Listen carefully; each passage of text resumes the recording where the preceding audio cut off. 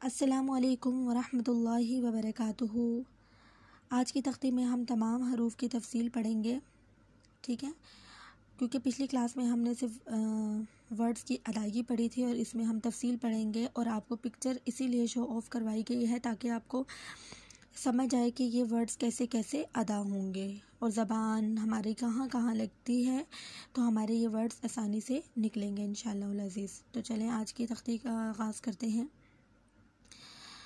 अऊज़ु बिल्लाहि मिनश्शैतानिर रजीम।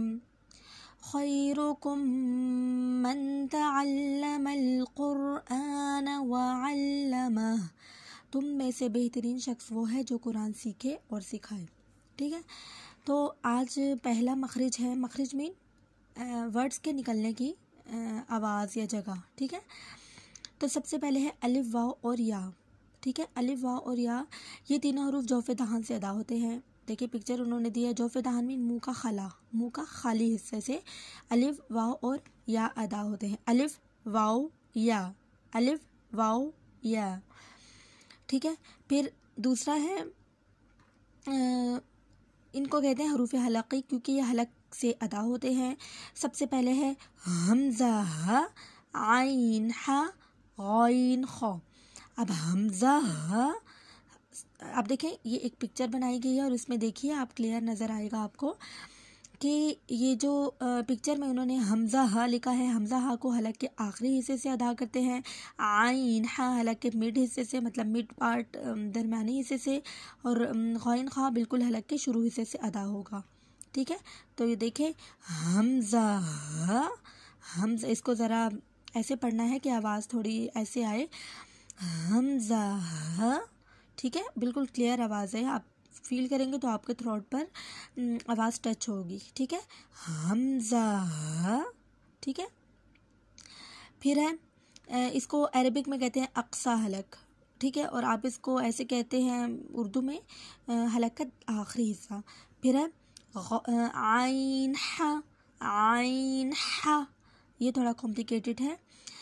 आइन हा हलक के दरमियाने हिस्से से अदा होगी इसकी आवाज़, आइन बिल्कुल क्लियर हो, आइन हा, हा। फिर है गौइन खौ, गौइन खौ, गौइन खौ, अदना हलक से हलक के शुरू हिस्से से अदा होगा। देखिए एरो बनाए गए हैं और समझाया गया है इसमें बिल्कुल तफसील से। फिर है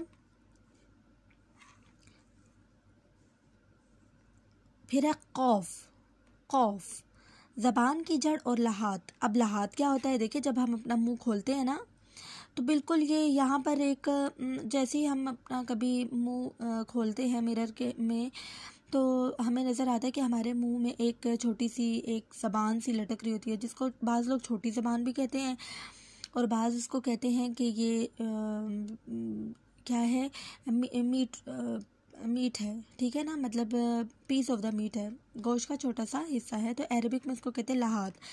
तो ज़बान की जड़ और लहात मतलब ज़बान की जड़ जहाँ से ज़बान बिल्कुल ख़त्म होती है, ज़बान की रूट, और ऊपर जो लहात जिसको हम अरबिक में याद कर लें तो बहुत बेस्ट है।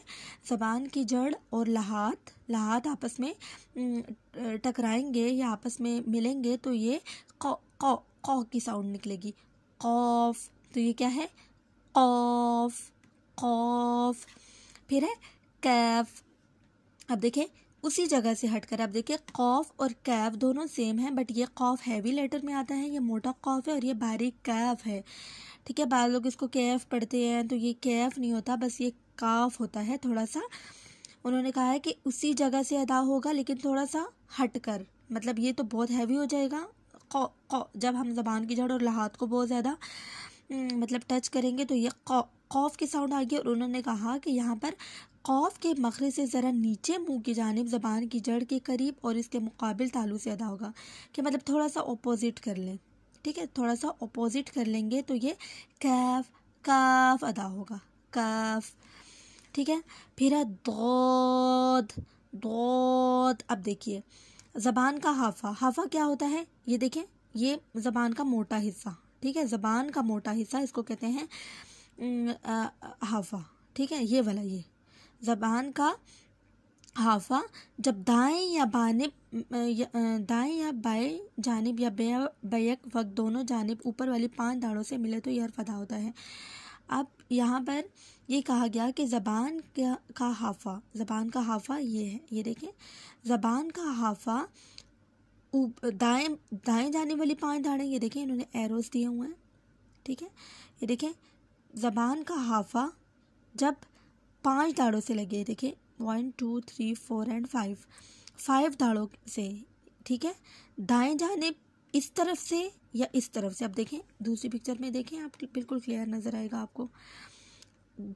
ये जो ज़ौद है ना, इसका मखरज ऐसा होता है कि ये किसी का राइट तरफ से ज़ौद निकल रहा होता है और किसी का बाएं तरफ से निकल रहा होता है, ठीक है। जिसका जिस भी तरफ से निकले, बट ये 5 दाढ़ों से उन्होंने कहा है ज़बान का ये मोटा हिस्सा, हाफा मीन ज़बान का मोटा हिस्सा, ज़बान का इस तरफ से या इस तरफ से, ठीक है। ज़बान का ये जो हाफा है ये 5 दाढ़ों से लगे, 5 दाढ़ों से लगे, ठीक है। 1 2 3 4 5 इस तरफ से 5 दाढ़ें हों या इस तरफ से 5 दाढ़ें हों, लेकिन ये जो हाफा है ये 5 दाढ़ों को टच करेगा। देखें रौद रौद, तो ये हमारे पास ये मखरज अदा होगा, ठीक है।